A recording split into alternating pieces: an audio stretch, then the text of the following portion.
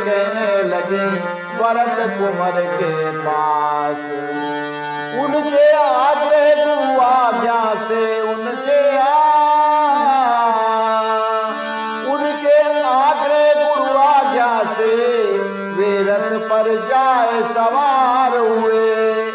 तब चले सभी के यान तेज जब दोनों बंधु सवार हुए।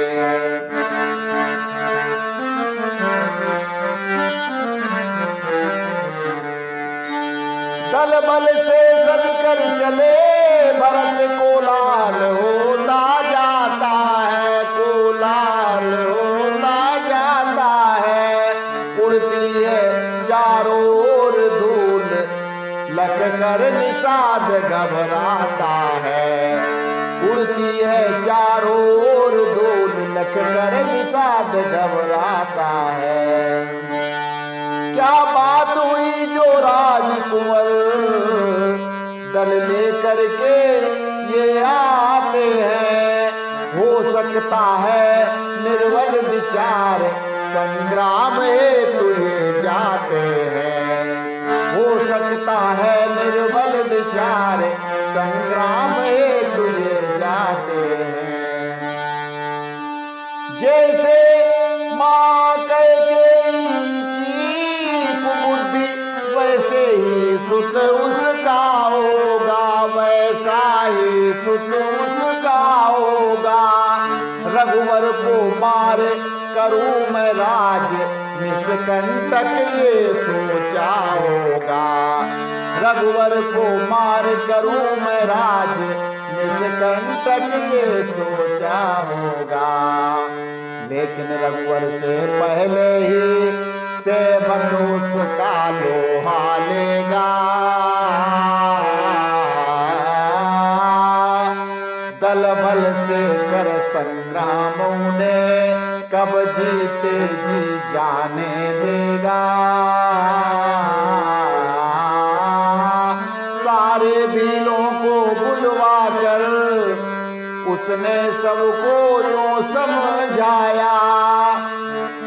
तुम मेरे जीवन साथी हो अब समय परीक्षा का आया।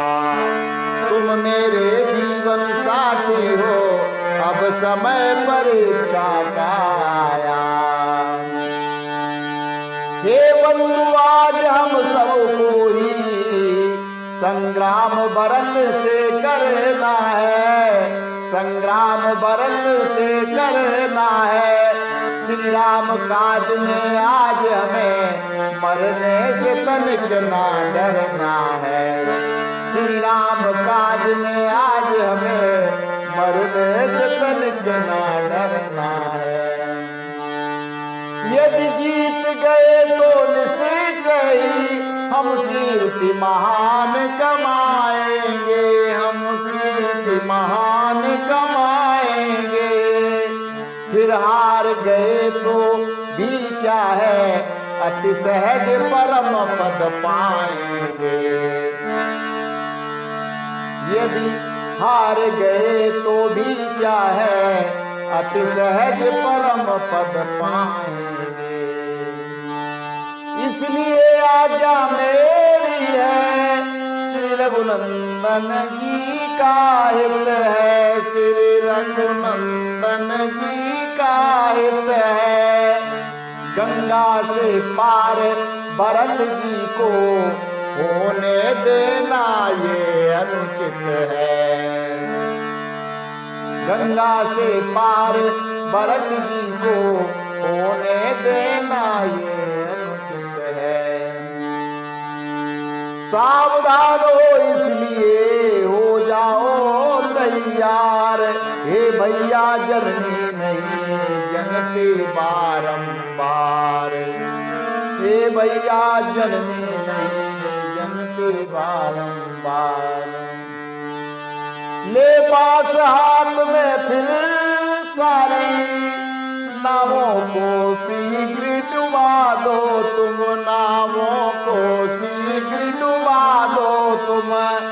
सच्चे सेवक होकर उनको करनी का मजा चखा दो तुम।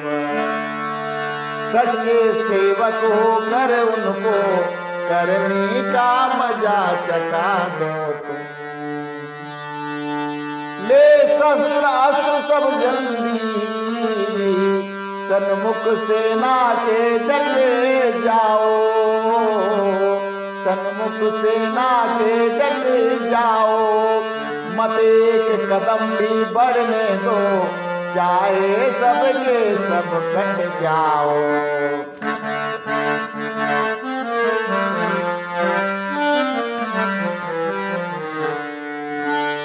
साज सजा कर वीर सब पल में हो तैयार, सीख हुई तत्काल करने लगे विचार।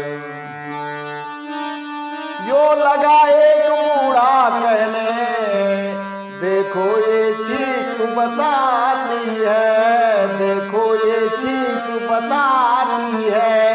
होगा न भरत से युद्ध कभी, निश्चय ये मुझे दिखाती है। बूढ़ा कहने लगा, छींक आई अपशगुन की, तो कहने लगा। और आजकल की अगर जनरेशन होती तो कहते अरे तुम फालतू की बातें करते रहते हो, चुपचाप बैठो उधर एक तरफ, है युद्ध होने लगता। निषाद राज भील किरात, और ये इन्होंने देखा कि ये भरत जी जो है पूरे, उन्होंने देखा कि बहुत बड़ी संख्या में लोग आ रहे हैं, तो हो सकता है युद्ध के लिए आ रहे हैं, युद्ध के लिए आ रहे हैं कि हम निष्कंटक राज्य करें, जैसे कि मैंने आपको बताया। तो वो तैयार हो गए युद्ध के लिए, बोले हम इससे लड़ेंगे। लेकिन वहाँ पे एक बुजुर्ग जो थे, तो उनकी बात सबने मानी भी है, मैं आपको आगे बताऊंगा।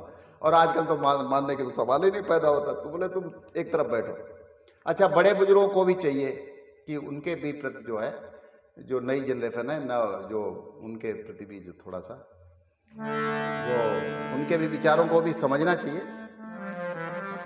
कुछ बड़े बुजुर्गों के भी कर्तव्य बनते हैं, ऐसा नहीं है। तो यहाँ पे अगर आप देखेंगे तो सुमंत जी का वर्णन है अयोध्या में। और अगर वनवास की बात करेंगे तो बड़े बुजुर्ग कौन थे? जामवंत, यानी सुमंत जामवंत। और रावण क्या कौन था? माल्यवंत। माल्यवंत ने जब समझाया तो रावण ये कहने लगा, खूंचट बुड्ढे, चल एक तरफ, फालतू की बात करता रहता, बुड्ढा है नहीं तो मैं तेरे को मार देता। ये चौपाई है, आप देख लेना रामचरितमानस में। और यहाँ पे अगर देखा जाए, आप अगर चरित्र अगर इनका देखा जाए जामवंत जी का, तो बहुत सुंदर चरित्र। और अच्छा, सुनने वाले भी बढ़िया थे। का चुप साध रहे हो हनुमान, है सुनने से ही है जामवंत के वचन सुहाए। तो जब सुना तभी तो वचन अच्छे लगे, सुन हनुमान हृदय अति बाहे। तो यहाँ पे सुनने वाले जो थे बहुत अच्छा। कहा भी है हनुमान जी से, कहे रीछपत सुन हनुमाना, का चुप साध रहे हो बलवाना, पवन तनय बल पवन समाना, बुद्धि विवेक विज्ञान निधाना। तुम सब निधान, वो समझते थे। ये भी समझना चाहिए टैलेंट कैसा है, जो युवा पीढ़ी है उसका टैलेंट क्या है। बस यही बस एक बात हो जाती है, अरे वो पड़ोसी का छोरा तो 90% ले आया और तुम 60% पे आके अटक दी। मतलब मनोबल जो है वो तोड़ा नहीं जाता है। हौसला अफजाई, बड़े बुजुर्गों का एक कर्तव्य है कि उनकी हौसला अफजाई करें और हिम्मत बढ़ाए, और उनको जो है उनके अंदर क्या प्रतिभा है, क्या टैलेंट है, उसको पहचाने, और पहचान के फिर जो है उनसे अपेक्षा करें, उनसे उम्मीदें रखें। तो ये तो है बड़े बुजुर्गों का। और नई पीढ़ी जो है वो फिर जब कोई सही जब गाइडलाइन नहीं मिलती है तो वो झुंझला उठती है। और यहाँ पे देखो हनुमान जी को जो है ये तक कह दिया, बोले क्या है, तुम तो पवन पुत्र के बेटे हो, यानी बाप की भी जो है ना बीच में लेके आ गए जामवंत जी, ताकि ये जो है उग्र हो जाए। उग्र होने का मतलब ये नहीं कि वो बिल्कुल सब कुछ प्रलय कर दे, उलट पलट कर दे। बस क्रोध तो आया, कब आया? जब राम काज लग तब अवितारा, सुनते भय पर्वताकारा। फिर पर्वताकार जो है ना उन्होंने रूप रखा और ये कहा, सिंहनाद करी बारंबार लीले नागों जल निध खारा। लीला में इस खारे समुद्र को नाग जाऊं और सहित सहाय रावण ने मारी, आनो यहाँ त्रिकूट उतारी। सत्यानाश करके रावण का और लंका का, और यहाँ त्रिकूट पर्वत को उठा के मैं यहाँ पे ले आऊं। तो ये जो है बहुत अच्छी है रामायण। अगर आप समझते हो या सुनते हो, अनुसरण भी जो है वो करना चाहिए। बहुत अच्छी बात है यहाँ पे। अच्छा, फिर भी देखो इतने क्रोध में आने के बाद भी फिर क्या कहा, उचित सिखावन दीजो मोई, जामवंत में पूछो तो। फिर भी बड़े बुजुर्ग जो थे उनसे ये पूछा हनुमान जी ने कि इतना क्रोध में आने के बाद कि आप हमें है ना उचित शिक्षा दो, आप हैं, बड़े बुजुर्ग का सम्मान किया है। और वहां लंका में ऐसा नहीं था, मौल्यवत को ये कहा था रावण ने कि तुम बुढ़े रह गए, नहीं तो मैं तुम्हें जान से खत्म कर देता, मार देता। और यहाँ पे खाली जो उन्होंने जामवंत ने यही कहा है कि आप ऐसा करो, इतना कहो करो तात तुम जाई सीता ही देख कहो सुधलाई, तुम सीता माता की पता लगा के आ जाओ, बस यही बहुत अच्छा सा प्रसंग है। और आपको बता दूं कि सुंदरकांड में जो महिमा सुनने की, पहली बात तो आप देखो, हमने भी नहीं देखा, हमारे बाबूजी रामायण पढ़ते थे लगातार, जो है वो 15-20 दो दोहा जो है 15-20 चौपाई यानी एक पृष्ठ जो है रामायण का डेली पढ़ते थे।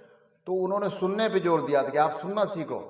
और सुंदरकांड क्यों सुंदर है आपको पता है? अगर आप देखेंगे, देखो वो कह रहे थे, वैसे मैं आपको कह रहा हूं, हमने भी अभी टेली नहीं किया है किसी भी कांड को लेकर के, हमने रामचरितमानस को अभी टेली, जैसा उन्होंने कहा वैसा मैं बता रहा हूं कि सुनना जो शब्द है यानी श्रुति, जैसा कि श्रुति धर्म में मतलब श्रवणेन्द्रिय संपन्न,